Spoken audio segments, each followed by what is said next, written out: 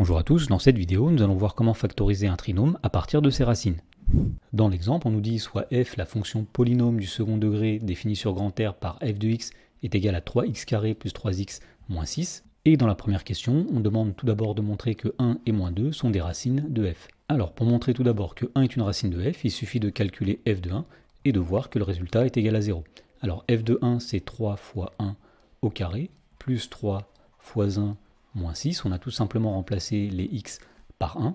Alors 3 fois 1 au carré, c'est 3 fois 1, c'est 3. Plus 3 fois 1, donc plus 3.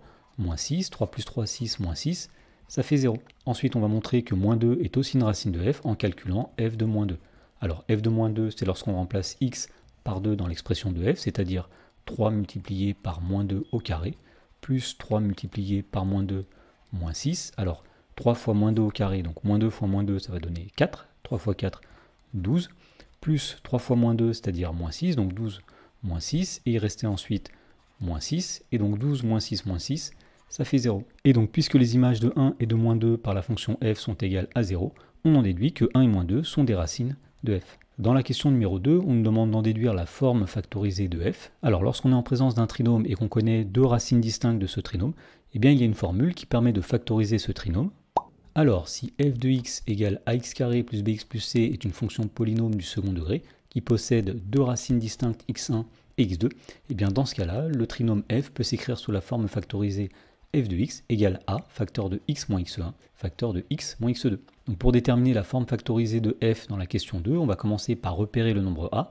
Le nombre a, c'est le nombre situé devant x au carré, donc ici a est égal à 3. Et donc d'après le rappel, on va dire que la forme factorisée de f de x, eh bien c'est f de x égale, donc tout d'abord le nombre a, donc ici c'est 3, facteur de x moins la première racine. Donc la première racine ici c'était 1, donc on va écrire x moins 1, facteur de x moins la deuxième racine. La deuxième racine ici c'est moins 2, donc on va écrire ici x moins 2. Et donc en réduisant ceci, on va dire que la forme factorisée de f, c'est 3 facteurs de x moins 1, facteur de x moins 2, c'est-à-dire x plus 2.